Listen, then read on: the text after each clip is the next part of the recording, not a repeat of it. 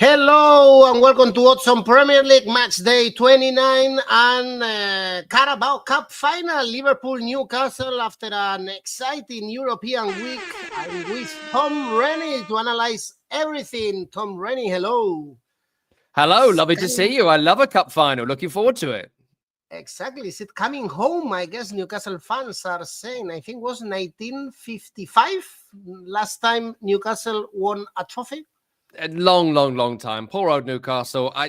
We're still at the stage where we can like Newcastle, and they're a good underdog, and their fans have long suffered. But yeah, never normally good when you face Liverpool in a final. But we'll talk about it.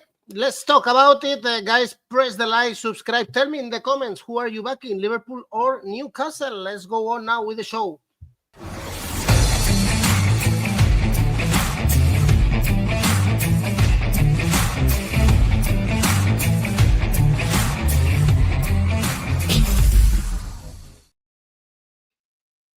Well, let's talk about this Carabao Cup final. Sunday, 4:30, Wembley, 4:30 in the UK. Wembley, Liverpool, Newcastle with these odds. Liverpool 1.7 to win the game. Newcastle 5 to win the game. As I said, Newcastle, they haven't won a trophy since the mid-50s in 2023.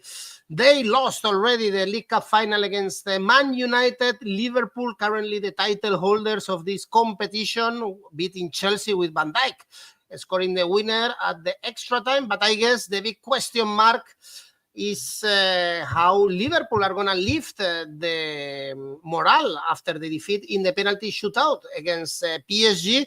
And a season that will be remembered for sure because it's been brilliant, but without competing until the semi-finals or the final of the Champions League, a club like Liverpool, no, Tom? I guess the fans are, yeah, it's been great, but not superb. No, I don't agree. I think at the start of this season and as the season has gone on, I think the big focus, the number one focus, was to be champions of England. I think that the European Cup would have been an exceptional achievement. I think to win the title in England would have been Liverpool's number one ambition at the start of this campaign. They wouldn't have seen it as possible with at the start of the season, our views on Man City. Of course, that's changed as the season has gone on. So, look, I think this season has always been about winning the Premier League for Liverpool, and I think they're about to do it. And after they win this cup final of the weekend, they will feel that it's going to be a procession to the title. Remember, just their second Premier League title, which is incredible considering the size of club Liverpool are. And if it wasn't for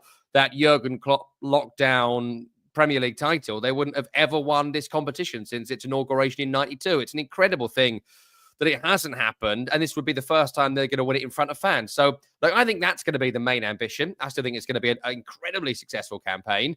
And there's every chance it could be a double this weekend. Look, Liverpool win finals. They have tremendous final experience, and Newcastle, as we've discussed, lost finals. They lose finals. They lost the Carabao Cup a couple of years ago to a pretty poor 𝐿 Manchester United. They really struggled on the day. Their last domestic trophy was the 1955 FA Cup. Their last trophy was something called the European Fairs Cup in 1969. I don't have the time to look up what that is, but it sounds rubbish. So let's say 1955 was the last time they won anything of great significance. Two-time FA Cup losers in the final in the Alan Shearer era as well. So look, it all favours Liverpool. And the current Liverpool side, it is sort of coming to the end of a cycle in a way. The backline of Andy Robertson, Virgil van Dijk and Trent Alexander-Arnold with 𝐿𝐾𝐼 in there. We aren't going to see that for too much longer. We expect Alexander-Arnold to go. I'd be surprised if Robertson wasn't replaced in the summer, or at least they bring in some real competition for him.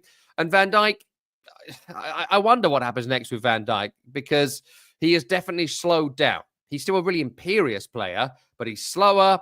He plays differently to what he did 2 or 3 years ago. And when that decline starts, it can be quite steep. He seems like a move to Paris Saint-Germain, a move to Saudi Arabia. It might be coming sooner than we think. So it's a last hurrah for an amazing back line. The midfield that struggled against Paris Saint-Germain across the two legs, so that PSG midfield is so very good. But they competed with them at least. I think PSG obviously shaded it, but I think the Liverpool midfield, that was their biggest challenge of the season. They are the best midfield in the country, and I think they'll prove that again here. And in the front line, like, the issue with Liverpool and why they're not going to win on the Champions League this year is that Salah is incredible. They've got great options on the left, being Luis Diaz or being 𝐿𝐭𝐴𝐵𝐿 or whatever, but there is no central striker. Diogo Jota's always injured. Darwin Núñez isn't quite good enough. And that has been the big only hole in this Liverpool squad across the season. So the only concern in this particular game would be, are Liverpool going to be able to score the goals from the obvious places, i.e. Salah, to get over the line? And the reason I would fancy him to do it is because of Newcastle's defensive deficiencies. And by that, I mean no Sven Botman and no Lewis Hall, who's been, I think, their best player this season. That leaves you with a kind of makeshift backline. Plus, weirdly, Nick Pope has struggled and Martin 𝗵𝗏𝗀 has been the better of the two goalkeepers. His save percentage this season is up there with the best in Europe. And Nick Pope struggled a bit against West Ham on Monday, struggled a bit in recent games that he's come back into. So I wonder whether 𝗵𝗏𝗀 comes back in. That's an interesting conversation. Remember a couple of years ago when Loris Karius had to play the final with Nick Pope injured and 𝗵𝗏𝗀 had been on loan to United that season, so he couldn't play in the final. So there's a conversation to be had there. But the rest of the team looks great. Midfield of Bruno Guimaraes, Joe Linton, and probably Tonali. It could be another, but probably Tonali. Fantastic. That's a terrific midfield three. Going to be a great battle between Liverpool and Newcastle. And up front, lost Anthony Gordon through suspension. That's stupidity against Brighton. But Jacob Murphy's been great. 𝐿𝐴𝐴𝐵𝐿 is world class. And Harvey Barnes, I don't know. He's better as a sub, as a finisher. He is a starter, but still very talented. So I think Liverpool just shade it on players. I think the midfield battle is broadly even. And I think Liverpool shade it defensively. And they have a better goalkeeper. They also have a better form run going into this game and better form in finals, better history, better pedigree. It all favours Liverpool. So take Liverpool to win at 1.7. I think it will be relatively tight, though I wouldn't bet against both teams scoring. I found under 3.5 goals in the match. Pretty conservative bet that, and Liverpool win at 2.63. A group bet of 1-0, 2-0, or 2-1 for Liverpool's double money at 3. And then you look at the two great goal scorers in this game. Mo Salah scores and Liverpool win is 2.38. 𝐿𝐴𝐴𝐵𝐿 anytime was 2.75. You combine 𝐿𝐴𝐴𝐵𝐿 with a winner, you're more than double your money. I think Liverpool will shade a pretty close final, and don't discount this going to extra time and penalties. The last Liverpool Carabao Cup went to extra time. Liverpool won it then. I kind of think that might happen again. We go to ET and Liverpool shade it. Against Chelsea last season, indeed. Well, Salah to score or assist. Many people are backing the Egyptian to score in the final, lifting probably his penultimate trophy with the Reds. Correct score 3-1 for 𝐬𝐭𝐚𝐲, both teams to score. And also, I was checking the head-to-head between these two teams in Oddspedia. In the last 8 years, 15 games, 12 wins for Liverpool, 3 draws. So not easy to be optimistic. There you go. If you are a Newcastle fan. Well, let's see who is lifting this trophy. Many people say the League Cup is not important, but I'm sure Tottenham fans are still reminding that title lifted with Juan de Ramos, if I'm not mistaken, a long time ago. Well, let's go to the Premier League, guys, and let's focus in the Premier League, the games we have on Saturday. First one is Everton, West Ham, both level on points, 33 points, no danger for them. And probably this is one of the games where you want to bet in a low scoring game on a draw, perhaps. Wolves, Everton, a scrum draw, and we saw a draw. And last 5 games for Everton, 4 of them draws. Tom, screams draw? It screams it loud from the rooftops, like Pavarotti on the rooftop screaming the word draw. It's look, Everton have done a tremendous job since David Moyes has come in. He's come in and stopped them losing games. They won a couple. The Crystal Palace game was a terrific victory, but since then, 3 straight draws. They are very difficult to beat. The trouble with Everton is that all the offensive players are out and have been out for some time. Their best creative talent is Dwight McNeil, and he's been missing for weeks and weeks and weeks. He may well come back this season, but I think it's unlikely. Iliman Ndiaye's got a knee injury. He might miss the rest of this season. 𝐿𝐵𝗿𝗀 out injured. They had a nice run of goals from Beto, but that's dried up last couple of games. Where does that leave you? Who's going to score a goal for Everton if they don't score from 𝗍𝗏𝗄ski from a corner at the back post? Oh, and those corners have dried up because the guy who took the corners was Dwight McNeil. So loads of issues there. But I will say that they're a better team than they were, obviously, when Sean Dyche was there. I think the midfield is got a better balance, and he's basically gone back to a real basic 4-3-3, which becomes a 4-5-1, which West Ham will be very, very familiar with, having played it for the best part of the last 5 years. The last season at Goodison factor is the only thing that might edge me towards an Everton victory, but how they get their victory is going to be very, very tight.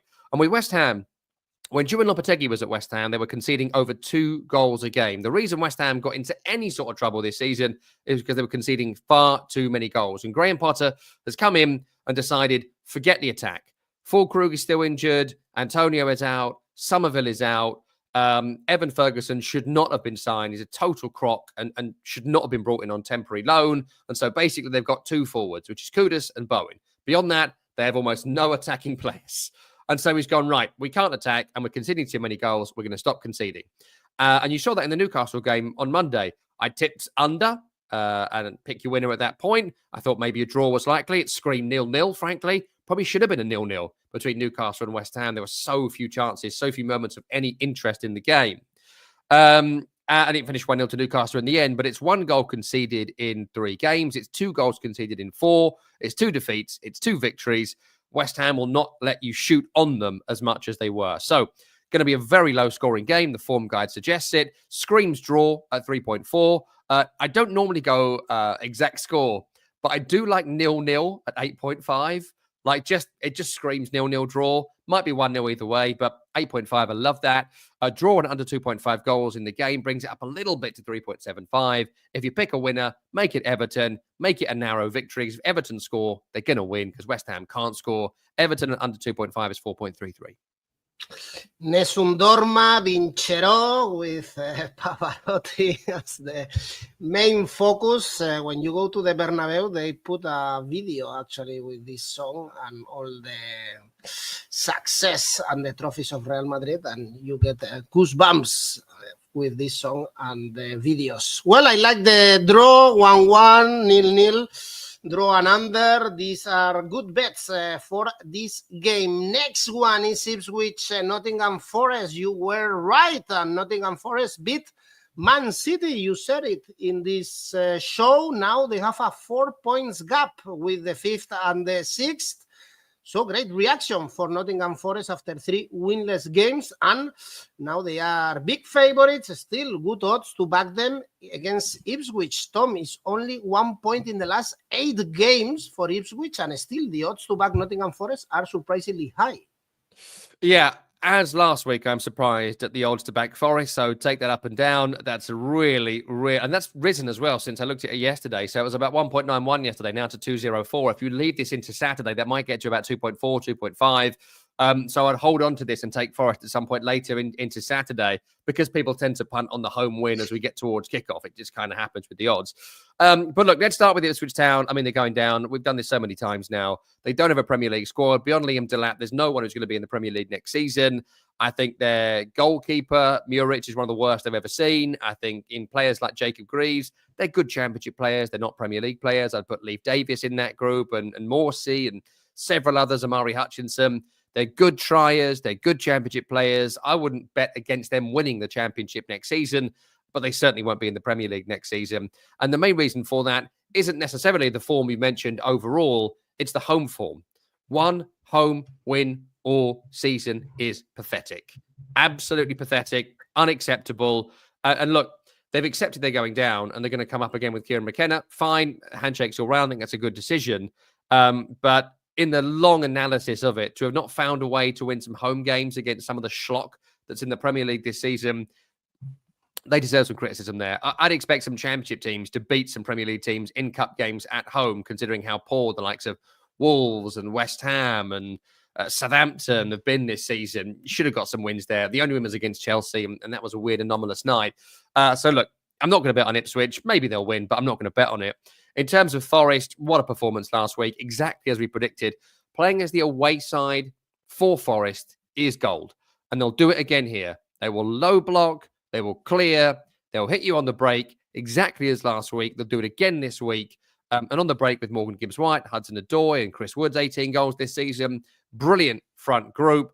To beat Forest, you've got to really win that physical battle. I don't think Ipswich will. And so you've got to take Forest here, even though that win against City was their only win in the last 5 in all competitions, but it's unbeaten in 3. They'll go to Ipswich.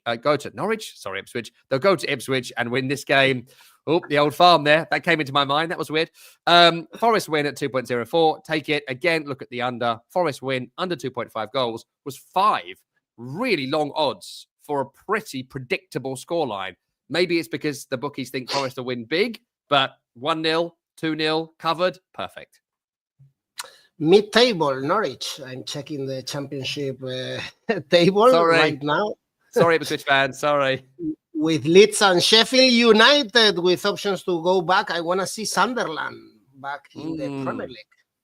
Yeah, definitely. I had a boss who is still a huge Sunderland fan, and I kind of enjoy Sunderland. Well, since Forest came back from sunny Dubai, they have struggled. Apart from last week, perhaps they've returned to break synchrony. San Martin is telling us Forest to win. Don't complicate it. Indeed. Well, let's go to the next game. Man City, Brighton. This is a huge game for the Champions League spots. Only 1 point between Man City, 47, and Brighton, 46. And Brighton are in great form. They beat Fulham 6 consecutive wins in all competitions. So this is a huge test for Man City. They can drop even from the Champions League spots, Tom. Yeah, look, I think that Brighton to win here is really attractive at 4.88, given the form we've mentioned. And if people want to go for that, I would absolutely encourage them to do it, because you can see a pathway to their victory. But I mean, let's start with Manchester City. I think that the performance against Nottingham Forest was sort of flat. It fell perfectly into the game plan that Forest would have wanted. But if they scored the first goal in that game, they would have gone on to win it if ifs and buts were candy and nuts, etc., etc. But look, there are issues with Man City. There's no doubt about that, right? But I do think that they still have a lot of quality in this team. A lot of players who are able to win a game and turn a game at any given moment. And I think that defensively, you know, there's no John Stones, there's no 𝐿𝐴, there's no ACCA. That's where the issues have been. There's no Rodri. But I think back to the Newcastle game a few weeks ago. If the opposition aren't quite on it, if there's expectation on the opposition at home, if they score the opening goal in the opening 10, 15 minutes, they could go on and win this game quite convincingly. I like 𝗵𝗆. I think he hasn't done much since the Newcastle game. I do think he gives him a bit of pace up front that was lacking. I know Erling Haaland's not quite scoring right now, but I do think that he will have an impact in a game like this, where if he scores 1, he could go on to get 2 or 3. And I just like the look of a narrow Man City victory. In terms of Brighton, the fixtures have been quite kind. I think Newcastle away was one of the toughest ones. They nicked that late with the 𝗛𝗲𝗿𝗲 goal. But Chelsea and Southampton and Fulham always find a way to foul it up when they've got an opportunity to do something good. Their fixtures have fallen nicely into their favour. I'm not being critical of the way they've gone on to win it, because going on to win it is one of the toughest challenges there is, and they keep on doing it. I love the look of Danny Welbeck and João Pedro forward. I love the look of Minte. I think there's loads offensively to like. And also, Lewis Dunker's been out, and they've found a way to play without him, which they've not really been able to do for the best part of a decade, really. I think that's really brought Adam Webster to the form. I think is a really to the fore. I think he's a really underrated player. So, look, I understand the urge for a Brighton victory. The odds are fantastic, so maybe take a punt on it. For me, I'm going to take the Man City win at 1.7. I do think this is the kind of game that they will bludgeon their way through with the qualities of Haaland and 𝗵𝗆. I think they will just find a way to win this matchup. I don't think Brighton are going to low block in the same way Forest do. They will be deep, but they will leave 2 or 3 forward. They'll take a few more risks. They'll try and play a bit more football. Forest don't care about that. That'll play into City's favour a bit when it starts to open up. That'll play into City's favour. Don't discount the draw. The odds are fantastic for the draw. So I do really like that. Also quite like a Man City draw no bet as well. But the draw at 4.33 is where it was this morning, which is what I'd look at. If City do win it, go the under, 2.5. City win is 5.5. But draw no bet, draw or a tight City win. City to win and both teams to score for 𝗵𝗆. Avaya is telling us that Man City is slowly getting back to form. Well, not so sure with Kevin De Bruyne coming back. Also, not sure about Kevin De Bruyne's form. He might be thinking in Arabia at this stage. Over 2.5 goals. Maybe Mitoma to score. Stephen is telling us over 2.5 also for Shadrach. Well, great game, this Man City, Brighton. And next one is very important for the relegation battle, Southampton, Wolves. If Wolverhampton win here, is almost game over, I would say, for Ipswich or Leicester. And they have very, very important games coming next. They have West Ham and then Ipswich, actually. For Wolves, are they going to win here is the main question, Tom? Well, this is the run where they get safe, right? This run of games. Everton last week, Southampton. You mentioned the other two that are coming up post FA Cup and international break. I mean, this is it. This is the whole season now for Wolves. If they can't win any of these 4 games, then maybe they deserve to get relegated. The trouble is, Ipswich and Leicester, I don't think are going to get to the points tally that Wolves have currently got. I mean, to have Matheus Cunha suspended, honestly, if I was Vitor Pereira, I would just be headbutting the wall. The very second that he got that sending off in the last minute of extra time in an FA Cup game that simply doesn't matter, honestly, I don't know what I would do. I would just pull the remaining strands of my hair out. Like you saw it last week against Everton, and we mentioned it before the game. If Matheus Cunha was playing, they would have beaten Everton. Without Matheus Cunha, there is so little quality in this team. I think maybe 𝗀𝗵𝗶𝗀𝗀𝗀 was their best offensive player last week, maybe Sarabia in the second half, but beyond that, there's just not a great deal of offensive talent at Wolves, and the defense ain't great either. And so you take away a top 6 player, the Champions League player in Cunha, what's left? And that is my only doubt about this game. With Cunha, I would absolutely 100% be telling you now Wolves are going to win with no doubts. In terms of Southampton, look, I think even 𝐬𝐿 walked into a total mess. I think they either should have sacked Russell Martin earlier or let Russell Martin see through the season, because back in the Championship next year, where they will definitely be, maybe in 3 or 4 weeks, they'll be there before even we get to May, maybe mid-April, they'll be relegated, Southampton. With Russell Martin next season, I'd quite fancy them. Ivan Juric will walk away in the summer, and that will leave them with looking for a new manager, new players, no experience of promotion. Russell Martin will get another job somewhere else. Couldn't bring him back. And then I think Southampton are even a bigger mess. I think getting up, I hope they've saved the money, because getting up might well be the worst thing that could have happened to Southampton at the time they did. I think there was a little sort of comeback. They beat Ipswich. They were good against Man United. They were closely beaten by Burnley in the Cup. Some half-decent performances, but since then, battered by Chelsea, battered by Liverpool, battered by Southampton. I'm never going to bet on a Southampton win this season, so you've got to take the Wolves win at 2.09. I don't think Southampton are going to score, so Wolves to win to 0 was 3.75, which was really, really good odds, considering it's one of the lowest scorers in the league. Southampton, it's 2 goals in their last 4 games. Who's going to score for them? I have no idea. 𝗀𝗏𝗀𝗏 from a corner, maybe. A Rebo on a breakaway. I just don't see it.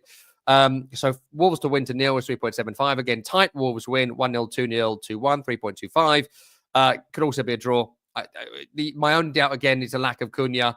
So the first 3 are all Wolves victories, all tight, all nervy. If it was Cunha, I might have gone 3-0. Without him, go 1-0, but don't discount the draw. Well, Matthew is going for a draw.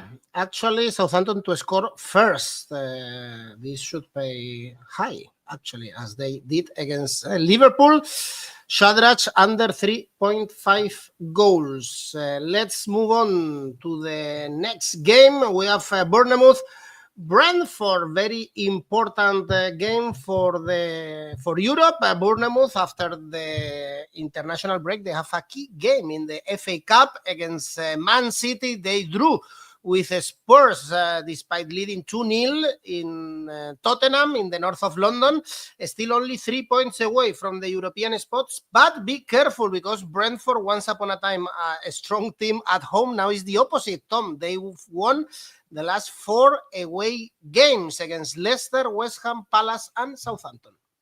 Yeah, I mean, I do think in terms of Brentford, if we start there, the away form and the home form thing is an interesting conversation, but I think it's more been about they are better than the bottom half and not as good as the top half. So every time they face someone above them, they've struggled. Every time they face someone below them, they've beaten them. And that's been more or less the story of the season. And just weirdly, the first half of the season, they played the bottom half at home, and it sort of flipped, as it does.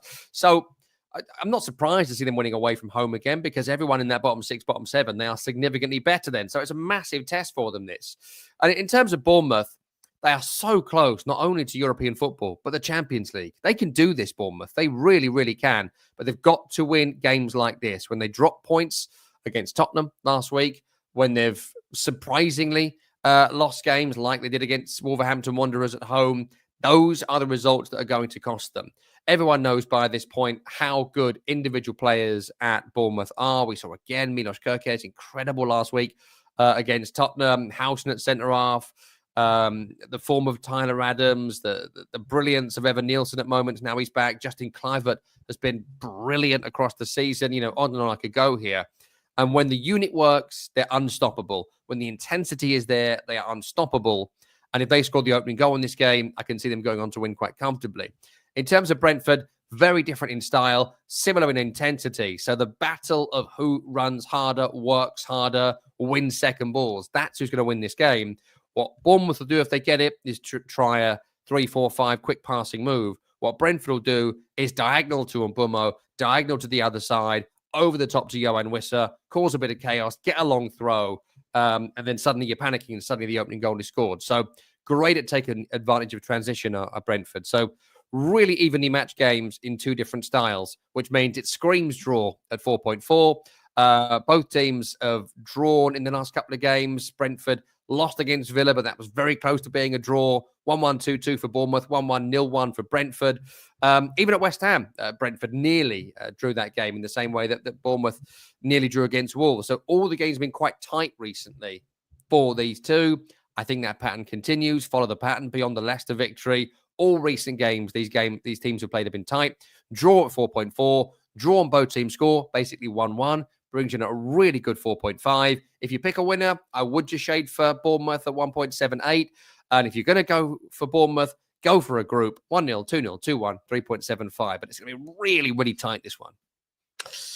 Bournemouth have too much at stake for 𝐿 goals over 1.5. Correct score 2-1 for 𝐿𝐿𝐴. This is a tough game indeed. A really interesting one. Bournemouth, Brentford. And for Sunday, we have 3 games in the Premier League apart from the Carabao Cup final. And we have 2 London derbies. We have a great afternoon in London to enjoy football no matter where you are in the city. In the north, Chelsea, Arsenal, after qualifying for the Champions League quarterfinals, where they are going to face Real Madrid in the Premier League. They drew with United and Forest and lost to West Ham, so they are not in great form without strikers, remember, unless you are facing, of course, PSV. And Chelsea not shining, but back-to-back wins against Leicester City and Southampton, back to the Champions League spots.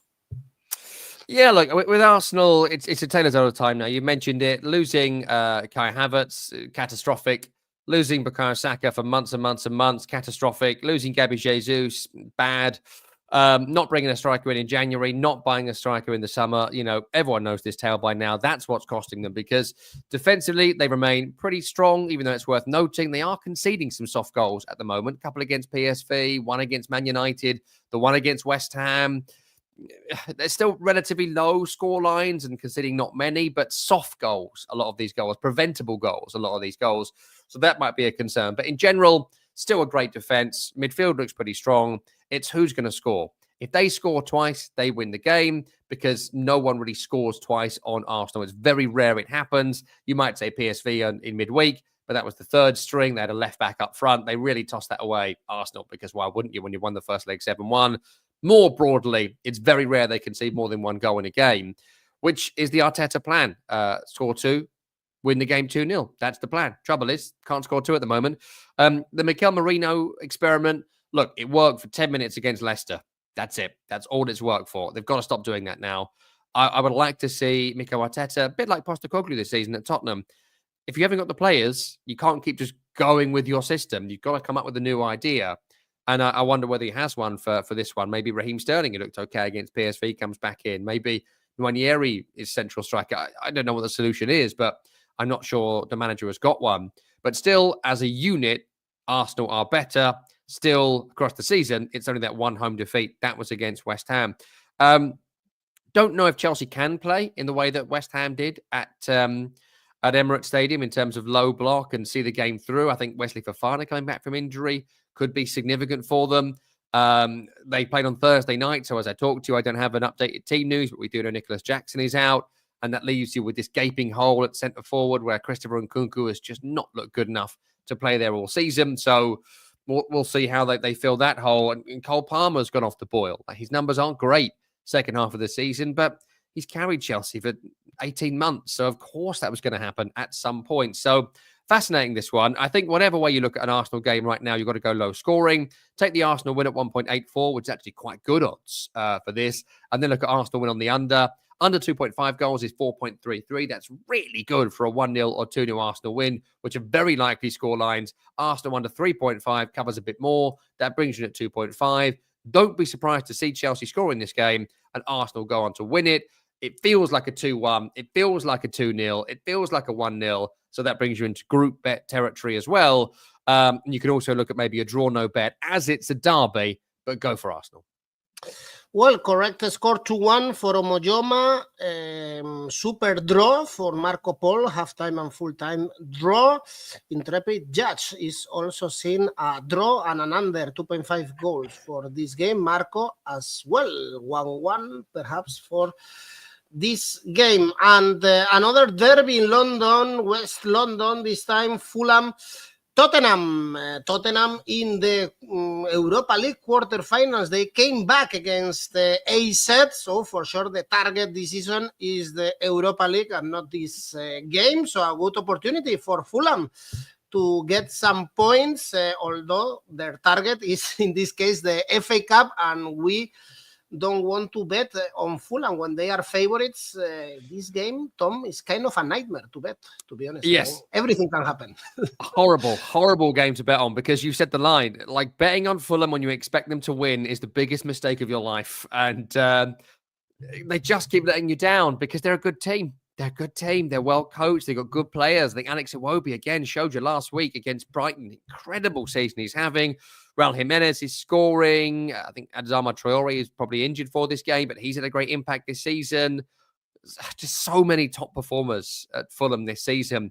But when the game comes around, when the pressure is on, Crystal Palace, Brighton and Hove Albion, they find a way to lose.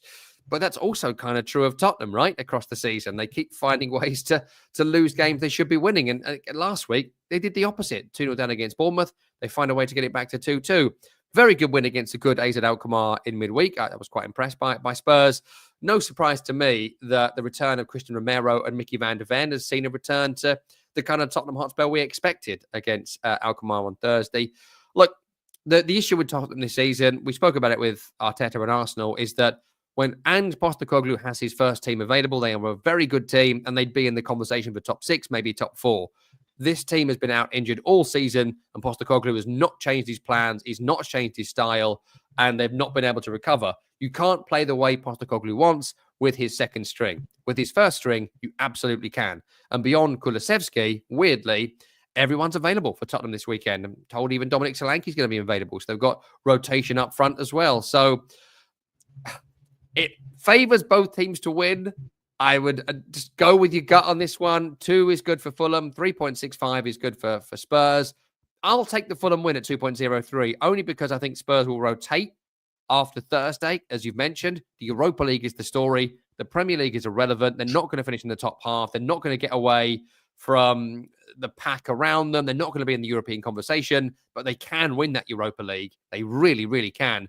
And so I'd be looking at take Van der Ven out, take Romero out, take anyone out at the slightest of knocks. I know they have a nice long break till they play again, but take them all out. That opens the door for Fulham.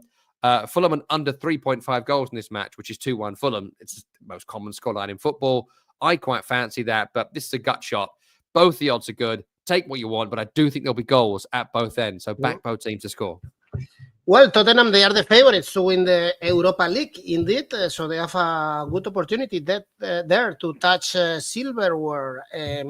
Crazy odds for Spurs. They've improved and players are coming back. Spurs, 𝐿𝐿𝐿𝐿 is telling us, Marco is the opposite. Tottenham, they are not good enough to play with Fulham. Remember that after the international break, we have FA Cup in the UK, so we are not going to see Premier League, and Fulham are alive in the FA Cup, and they are playing at home against Crystal Palace, so it's a huge opportunity for them to go to Wembley and dream with a title. We have Brighton, Forest, Preston, Aston Villa, and Bournemouth, Man City in the FA Cup quarterfinals. And the last game is Leicester City, Man United, Van Nistelrooy's derby, with also Man United focus and targeting the Europa League, of course, after beating Real Sociedad. I have to say that the Real Sociedad fans, Tom, are furious about the referee at Old Trafford.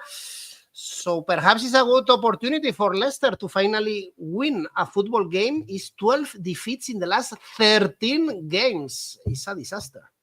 Leicester City couldn't fight their way out of a wet paper bag. What are you talking about? There's no way Leicester win this game. They're just so poor. They're so poor. I can't do my spiel again, but like Van Nistelrooy should not have got this job.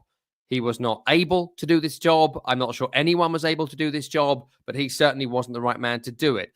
The squad is incredibly poor. Beyond one or two, there's no one who's going to be in the Premier League next season. They're defensively very weak. They're relying on old 𝐬𝐵𝗵𝗏𝗏 to get him over the line. I think he's the top scorer this season with 7. It's not good enough, and a lot of them were scored when Steve Cooper was still the manager. I know Steve Cooper was unpopular with Leicester fans, should never have been sacked, should never have been hired, but once hired, should not have been sacked. He couldn't be any more or less unpopular than Van Nistelrooy is. So look, no chance of a Leicester victory here. They have been sort of competitive in the games with West Ham and Chelsea, but in general, they look beaten. There is a feeling of being beaten. I think they just want this over. It's amazing to think there is 10 games left.